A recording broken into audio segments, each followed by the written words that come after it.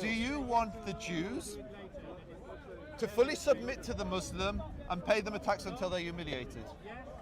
In a Muslim land, yeah. Yeah, that's what you want. Yeah, And that's what I don't want. That's why I need Israel. This is the most beautiful, epic, short video on the internet I've seen. I love it. This is just 12 seconds and it's beautiful. First of all, the guy that is talking understands Islam. He's actually referring to this verse that we just highlighted, right? Which he understands that Jews and Christians, once they live under Sharia law, they have to pay the jizya. And they're supposed to be humbled and humiliated. So he understands that. So this is both Islamic and it's also political, because he's like, this is why I need Israel. So this demonstrates the evil of Islam, but also demonstrates the need for Zionism. This is Zionism confirmation in 12 seconds. This is so masterfully done. Like, who is this guy? I love you, sir. Who are you? In 12 seconds, you destroyed Islam and confirmed Zionism. I have never seen anybody produce better content, a 12-second content that should be shared everywhere in the world. Like destroying Islam and confirming Zionism at the same time. Let's listen to this one more time. This is so perfect. It's so perfect. Do you want the Jews to fully submit to the Muslim and pay them a tax until they're humiliated? In a Muslim land, yeah. Yeah, that's what you want. And that's what I don't want. That's why I need Israel. That's what you want. Yes. Well, that's what I don't want, and that's why I need Israel. Oh my God. Mwah. Perfect. That's very efficient. Yeah, Kenya's saying that's efficient. That's so perfect. Again, because this part is going to be cut for people to see what he's referring to. This is the Quranic verse that he's referring to, chapter 9, verse 29. Which basically, let me just read it one more time very fast. Fight against those who do not believe in Allah or in the last day, and who do not consider unlawful what Allah and his messengers have made unlawful, and who do not adopt the religion of truth. So basically saying God is telling Muhammad in this verse to fight the people who do not believe in the articles of faith in Islam, and also do not believe in Sharia law. So the second part is talking about Sharia law or Islamic laws. And then also from those who were given the scripture, yes. So you should have been exposed to the scripture, and Muslims argue that now with the internet, that means basically almost everybody. And then it says, fight until they give the jizya. That's the protection money that they're supposed to give, and willingly while they are humbled, right? So humbled and humiliated. You have so many different verses that specifies how they should be humbled and humiliated while you collect the money, right? And also an important thing about this video that we just watched is for you to see Muslims who are preaching Islam, who are advocating for Islam, they understand what these verses are saying. Like they agree with it, because when we say it, people say like, no, Armin, you're misrepresenting these verses. You are an Islamophobe. These verses do not actually mean what you say they mean. They're not supposed to like humble and humiliate like the Christians and Jews when they dominating over Christians and Jews and collecting money from them. They're not supposed to, like, that's not true. You're just misunderstanding what the Quran is.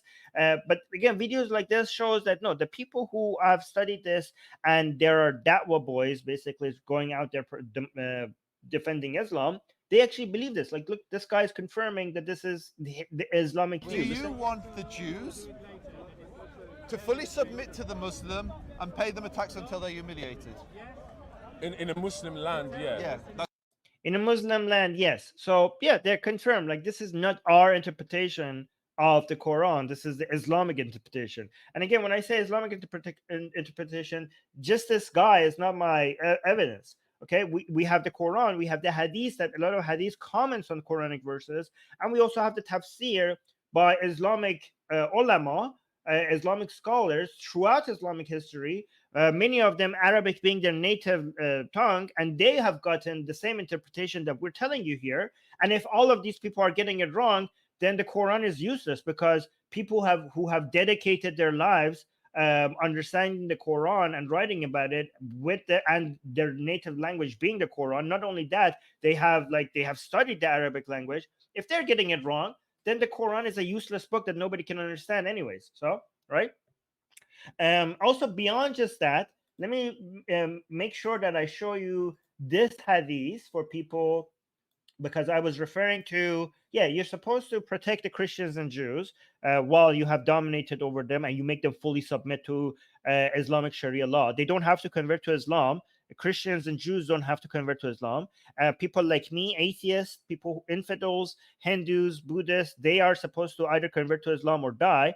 But Jews and Christians can keep their religion as long as they pay the jizya and they're humiliated and humbled and submit to Islamic law, right?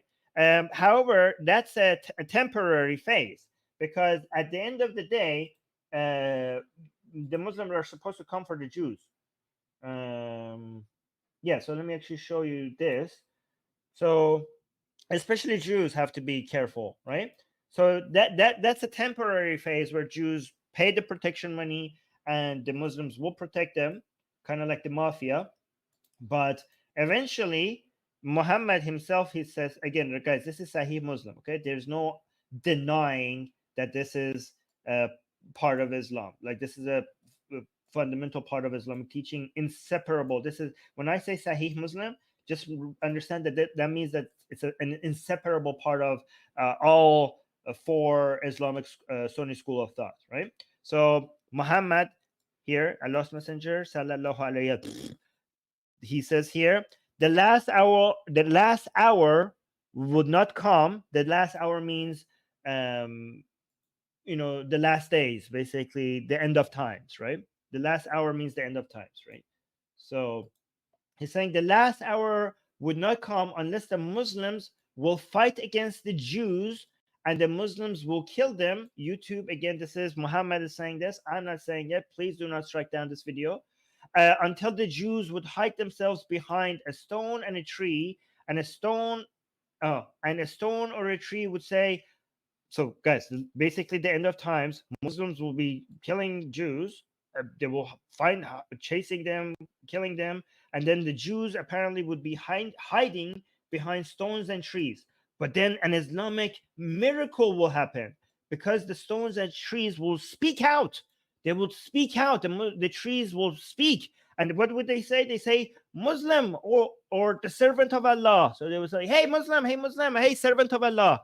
There's a Jew behind me. Wow, look at this. Look at this. Guys, if this is not anti-Semitic, I don't know what this. And again, this is what Muhammad said. Every single Sunni Islamic school of thought believes that Muhammad said this. The trees and rocks will speak out and they will say, there's a Jew hiding behind me. And they say, come kill him.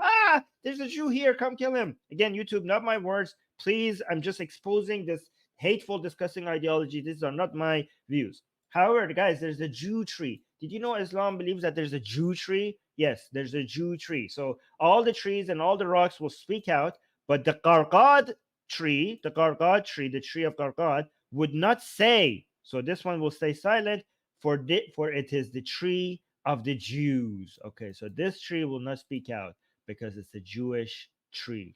Weird.